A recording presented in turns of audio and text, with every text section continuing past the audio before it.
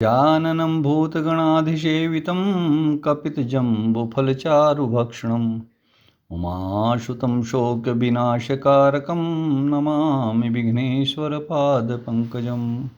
जय श्री राधे। ज्योतिष में हम आज बात करेंगे धनु लग्न में प्रमुख राजयोगों की। पाराशर ऋषि के अनुसार जो धनु लग्न में प्रमुख राजयोग है वह है शनि, शुक्र, मंगल, सूर्य और बृहस्पति। इन ग्रहों से बनते हैं। आइए जानते हैं कौन कौन से प्रमुख राजयोग हैं।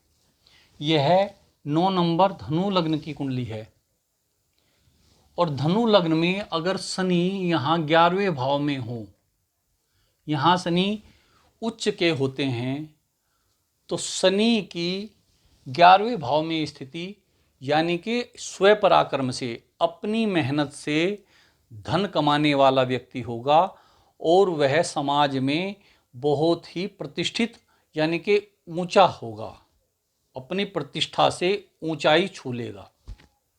और दूसरा है, अगर 5वें भाव में बृहस्पति है, अगर यहाँ बृहस्पति 5वें भाव में है तो यहाँ भी बृहस्पति की यह दशा, क्योंकि बृहस्पति लग्नेश है, तो यह उस व्यक्ति के लिए भाग्यवर्धक होगी यानी कि भाग्य को बढ़ाने वाली होगी।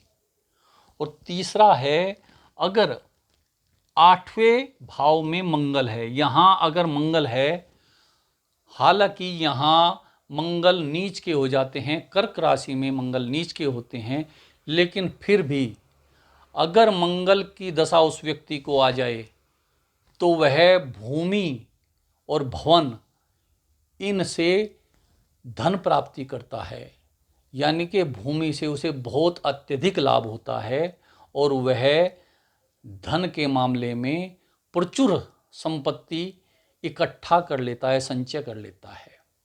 और इसके बाद है, अगर 11वें में शुक्र, यहाँ 11वें भाव में अगर शनि नहीं है, शुक्र है, तो शुक्र अपनी राशि में है, तो यहाँ विशेष धनदायक होंगे। शुक्र तुला राशि में 11वें भाव में बहुत ही धनदायक होंगे। अगर किसी व्यक्ति की कुंडली में 11वें भाव में शुक्र हैं तो उसे बहुत अधिक धन दे देंगे।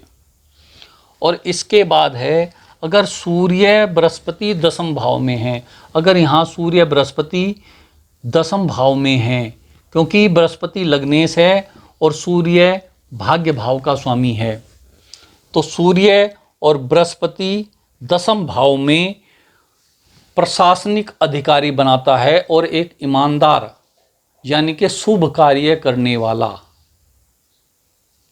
प्रशासनिक अधिकारी होगा, लेकिन ईमानदार होगा और नीति और नियम का पालन करने वाला होगा।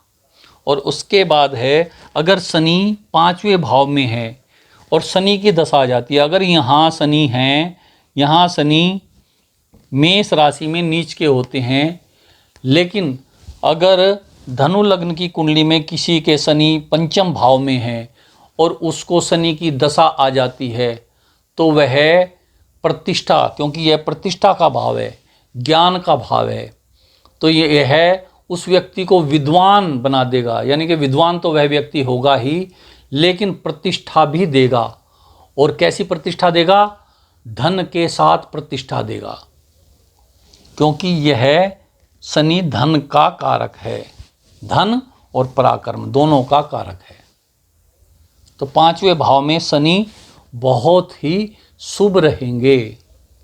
और इसके बाद हैं, अगर सूर्य 10वें भाव में, अगर यहाँ केवल सूर्य हैं तो ये भाग्य भाव के स्वामी हैं, और भाग्य भाव का स्वामी जब 10वें भाव में बैठता है, यह 10वें भाव है, तो यह एक धन की स्थिति है, क्योंकि 9वें भाव का स्वामी 10वें में बैठना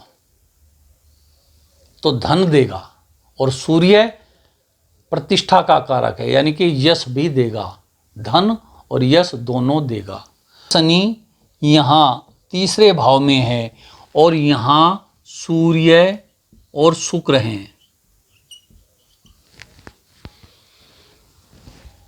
शनि पराक्रम भाव में अपनी राशि में हैं और यहाँ भाग्य भाव में सूर्य और शुक्र हैं और शनि की दशा आ जाती है। वह शनि की दशा यानी कि 19 साल की वह शनि की दशा उस व्यक्ति को इतना लाभ देगी, वह चाहे धन का लाभ है चाहे प्रतिष्ठा का लाभ है, तो वह उस व्यक्ति को बहुत ही श्रेष्ठ दशा रहेगी शनि की। इस तरह से यह धनु लग्न की कुंडली में प्रमुख राजयोग हैं। जय श्री राधे।